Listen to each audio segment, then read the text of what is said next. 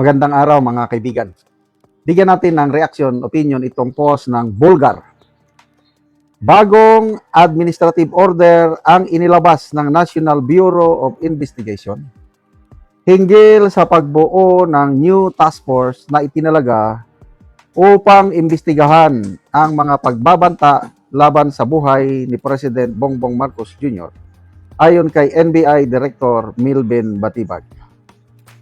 So, ito po ang statement ng NBI Director ay issued an Administrative Order number 11 dahil sunod-sunod na ang threats na nakikita namin sa social media. Yan po ang pahayag ng NBI Director. So, tingnan natin ang reaksyon ng taong bayan. Nako, grabe. 2,300 ang nag-react. 2,200 ang tumatawa. 26 ang galit, 70 lang ang nag-like. Ano yan? Wala pang 1% o 2% lang ang supportive o naniniwala sa NBI.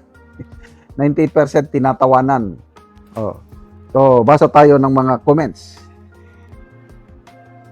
Nobihani Gonzaga, sobrang layo niya talaga kay PRRD. Si PRRD walang pake sa lahat ng issue from his health to threat sa mga pag-alsa. Nakapokus siya sa bansa sa tunay na problema. Okay, speaking of threat, may nabasa kong article. Paano ni Tatay Digong, mayroon nag-post.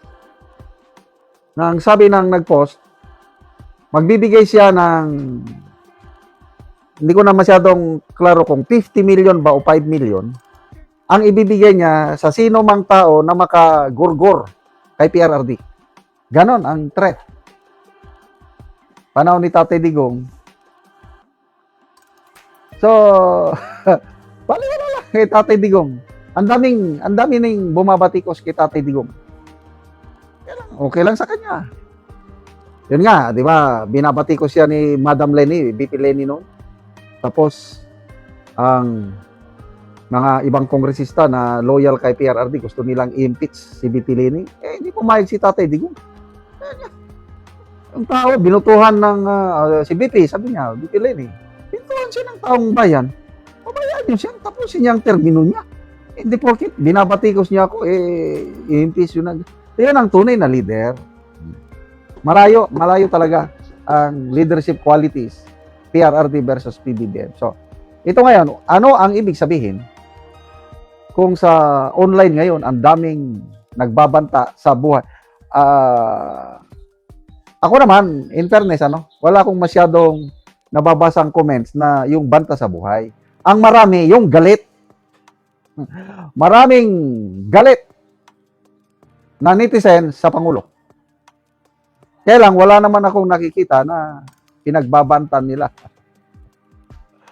Yung para lang, I don't know kung matawag yung banta, yung wish ni Cara David.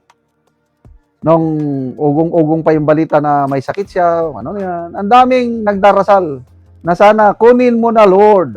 Ganun lang ang nababasa ko. Kaya lang yung direct na threat, na physical threat, wala. Ano lang yan? Yan ang psyche ng Pinoy. Marunong lang mangbas ang Pinoy.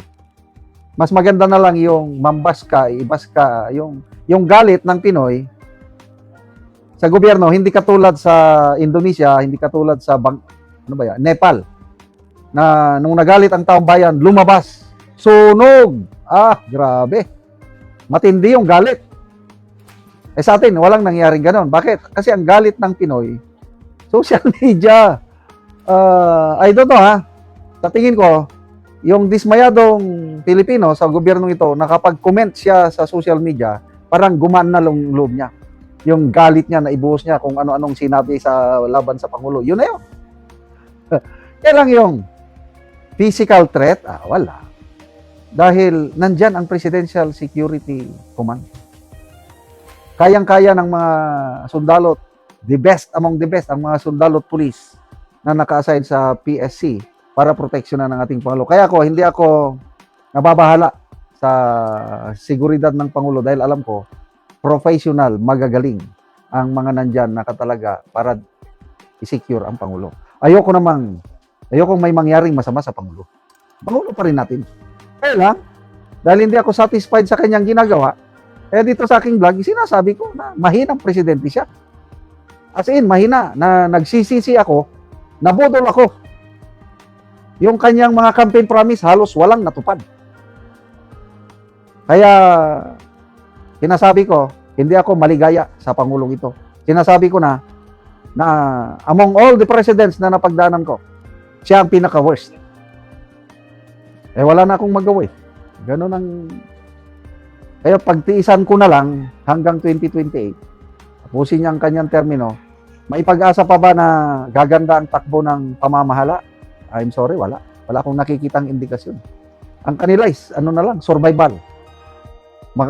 Para lang makatapos ang wala yung nakikita ko na from the heart na reforma para ayusin ang panggobyerno. Ang kanilang is paano tataas ang kanilang rating. Kaya from time to time, mag-announce ang Pangulo, nagiging reporter, kung may accomplishment na maganda, siya nang nag-announce para maipakita niya sa taong bayan na may ginagawa siya. But these are all maliliit lang na bagay. Parang hindi siya presidente kung kumilos. Salamat mga kaibigan sa inyong pagsubaybay sa channel nito.